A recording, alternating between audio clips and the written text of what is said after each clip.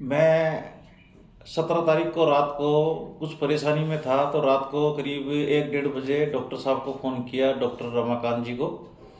तो नाइट को इन्होंने मुझे कहा कि नाइट में नहीं, आप मॉर्निंग में आइए, आपका मॉर्निंग में हम इलाज करेंगे। तो मैंने कहा कि मॉर्निंग में क्या है कि मेरा छोटा मोटा बिजनेस में सरकारी ठेकेदारी करता हूँ, तो क्या है मॉर्निंग में उठते ही वापस हम काम धंधों में लग जाते हैं, तो मॉर्निंग में हमारा आना नहीं हो सकता है। तो मैंने रिक्वेस्ट किया कि सर मुझे अभी आप एडमिट कीजिए नाइट को ही। मॉर्निंग में मेरे कई तरह की व्यापारिक की समस्याएं और कई चीज़ें होती हैं पारिवारिक। आप 2 बजे फिर पहुंचे रात को फिर यहाँ? मैं 2 बजे आपके पास में यहाँ पहुँचा, और उससे पहले आपने मेरा रूम वगैरह बुक करवा दिया था। हाँ तो लेट नाइट थी, तो उस दिन तो मॉर्निंग में मैं टाइम से नहीं उठ पाया था। हाँ लेकिन 9 बजे उठ के फिर आपसे मैंने सारा डिस्कशन किया। हाँ। डिस्कशन करके फिर डॉक्टर साहब ने मेरे को सजेस्ट किया कि आप 10 दिन के लिए एडमिट हो जाइए। उस टाइम पे जब मेरा बॉडी चेकअप था तो मेरा वेट था 75.7 kg, और मेरा बीपी जो एवरेज रहता था 105 170-80 के आसपास मेरा बीपी एवरेज रहता था। सिस्टोलिक 170-80 और नीचे का जो डायस्टोलिक होता है वो 105। 105 के आसपास जी रहता था। बिल्कुल बिल्कुल। उस दिन भी एक दिन पहले भी वो आपके यहाँ आने से पहले जो मैंने चेक करवाया था वो लगभग यही था। हाँ हाँ। उससे क्या है कि मेरा माइंड भी बिल्कुल ब्लॉक हो रखा था, एकदम ऐसा लग रहा था कि बहुत भारी है, जैसे 50 किलो का वजन रखा हुआ मेरे सिर पे उस दिन जब मैं आपके पास में आया था। हाँ तो आपने एडमिट किया, सजेस्ट किया कि 2 दिन तो मेरे को आपने एक चपाती के साथ में और 250 ग्राम पपीता वगैरह हाँ। दिया मुझे 2 दिन तक। तो नॉर्मल डाइट रही। तकलीफ हुई शुरुआत में काफ़ी, हाँ। क्योंकि भूख भी लगती थी, लगता था कि 4-5 रोटी तो कम से कम खाएं। घर में जनरली लोग इतनी खाते हैं। हाँ। 4-5 रोटी आप भी रूटीन में ले ही रहे होंगे पहले। बिल्कुल। लेकिन मैंने विश्वास रखा आपके ऊपर। मैंने कहा डॉक्टर साहब ने जैसा कहा है, मैंने एक बार उसी के अनुसार चलें। तकलीफ जरूर हुई मेरे को, हाँ तो मैंने तकलीफ को सहा। उसके बाद में आपने मेरा बिल्कुल वो चपाती बंद कर दी मेरी। हाँ। चपाती बंद करके, और दिन में 5 बार नींबू शहद और गर्म पानी के साथ में 5 गिलास मुझे आपने सजेस्ट किया। इसको कंप्लीट फास्ट बोलते हैं जी, उपवास। पूर्ण उपवास, जिसमें कुछ भी नहीं लिया जाता, नींबू पानी शहद। उसका कैसा रहा आपका? आज मेरा चौथा दिन है। चौथा दिन मैं आपके सामने बैठा हूँ, और मेरी जो एनर्जी जब मैं आपके पास में आया था डॉक्टर साहब, उससे करीब जस्ट डबल है। अरे वाह, बहुत। चौथे दिन भी आज चाहें तो आप मेरे से पुशअप वगैरह करवा सकते हैं। आप चेक कर मैं दिखाता हूँ आपको। ये अरे वाह 3 बहुत 4 बढ़िया। 5 6 7 4 दिन तक केवल नींबू पानी शहद लिया हुआ। चौथा दिन है नींबू चौथा पानी। दिन आज। और 2 दिन जो मल में चिकनाई और जो गंदगी आंतों में जमा थी वो पूरी निकली। बिल्कुल। बहुत बढ़िया, बहुत बढ़िया। 30 40 अरे वाह 50 20 25 तो लगा हाँ सकते हैं। बिल्कुल बिल्कुल बिल्कुल। हाँ, इसके अलावा डन बैठक भी लगा सकते हैं। क्या वाला इधर अरे वाह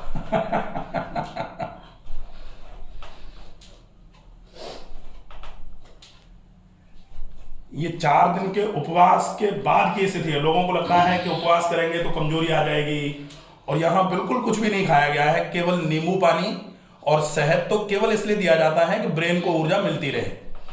शरीर में जो भी गंदगियां जमा होती हैं, जो हम पास्ट में खाते रहते हैं, उसकी वो पूरी इस माध्यम से अच्छे तरीके से निकल जाती हैं। डिटॉक्स हो जाता है पूरा शरीर। और आपने देखा कितने अच्छे तरीके से अभी भी एक्सरसाइजेज हो पा रही हैं। एनर्जी लेवल कतई कम नहीं है, बल्कि बढ़ा हुआ है। तो इस उपवास का और क्या फायदा आपको लगा? इसको सर मेरा सबसे ज़्यादा फायदा मिला है कि 2 दिन तक तो उपवास में थोड़ी प्रॉब्लम हुई हाँ कि कुछ खाऊं, हाँ। लेकिन मैंने ईमानदारी के साथ अभी तक कुछ नहीं खाया। अरे वाह इसके अलावा फिर मेरे क्या 2 दिन बाद में पेट में से जो चर्बी होती है हाँ हाँ वो निकलने लग गई, हाँ। वो टपक रही थी। चिकनाई मल में जो आंव रहता है हाँ। वो पूरा निकल के बाहर आया है। पूरा निकल के बाद आते बिल्कुल, अब पेट बिल्कुल नरम लग रहा है। एकदम नरम लग रहा है। एक कहावत होती है, सिर ठंडा पेट नरम और पैर गर्म। हाँ। स्वास्थ्य की ये बड़ी निशानी मानी जाती है। बिल्कुल। तो पेट नरम है, सिर में जो भारीपन रहता था वो अब ठंडा लग रहा है। बिल्कुल कूल एकदम अरे है। वाह, बहुत बढ़िया। ये सबसे बढ़िया बात है जो आपको अभी फील हो रही है। स्वास्थ्य के लक्षणों का सर्वोत्तम लक्षण यही होता है। बिल्कुल। और मेरी एज 45 ईयर है, हाँ। और पेशे से व्यापारी हूँ, तो टेंशन वगैरह काम धंधे में व्यस्त रहते ही हैं। बिल्कुल। तो फिजिकल मेरा काफ़ी खराब हो गया था। हाँ। अब शायद आप काफ़ी रिकवर हो चुका है। अब जो चीज़ें यहाँ सीखें, आज आपका चौथा दिन उपवास का है। कल हम आपको शंख प्रक्षालन भी कराने जा रहे हैं जी सर। जिससे आंतों को पूरे तरीके से, जैसे शंख को साफ करते हैं पानी मुंह में डाल हाँ। करके तेल पाट से निकाल के, वो पूरा आपका किया जाएगा। तो उसमें आते हैं आपकी बिल्कुल साफ हो जाएंगी, बिल्कुल धुली हुई उजली आंतें। अगर उस स्टेज को थोड़ा सा भी मेंटेन कर लिया, महीने 2 महीने, तो कहा जाता है कि शरीर की काया पलट हो जाती है, शरीर बिल्कुल दोबारा से नया हो जाता है। और डेफिनेटली आपकी जो छोटी मोटी समस्याएं रही थी, कोलेस्ट्रॉल थोड़ा बढ़ा हुआ था, फैटी लिवर था, आजकल जो भी बिजनेस करते हैं जिनका ज़्यादा बैठने का काम है, बिजनेस करते हैं साथ में एक्सरसाइजेज जो नहीं कर पाते हैं, उनके लिए ये बहुत कॉमन सी समस्याएं हो रही हैं। जब यही ज़्यादा बढ़ जाती हैं तो ये अनकॉमन हो जाती हैं, फिर ये स्पेसिफिक हो जाती हैं। तो आपकी वो समस्याएं भी अगर अपन जैसे अब कोलेस्ट्रॉल चेक कराएंगे, जिसको लिपिड प्रोफाइल बोलते हैं, बिल्कुल नॉर्मल आएगा आपका, डेफिनेटली 99% नॉर्मल हो गया होगा। फैटी लीवर के लिए भी सोनोग्राफी कराएंगे तो डेफिनेटली फैटी लीवर के जो ग्रेड्स हैं ना वो डाउन आएगा, बहुत अच्छा लगेगा आपको। इसको अपन थोड़ा सा फॉलो अप करके, ये रिमार्क जो है बायोकेमिकल एग्जामिनेशन या जो टेस्ट हैं उनको करके भी अपन देख लेंगे, वो भी बढ़िया रहेगा। और आपको कुछ ऐसा जो फील हुआ है नेचुरोपैथी का इलाज? अच्छा, नेचुरोपैथी आपने पहली बार लिया है? मैंने पहली बार लिया है। एक्चुअली इसके बारे में मेरे सीनियर हैं ब्रिजेश अवस्थी जी, जो जेडीए के अंदर एक्शन से रिटायर्ड हो चुके हैं, वो कई बार आते रहे हैं आपके पास। हाँ, बिल्कुल बिल्कुल। तो उन्होंने मेरे को सजेस्ट किया कि यार हॉस्पिटलों के चक्कर काटने के बजाय तो वहाँ जाओ।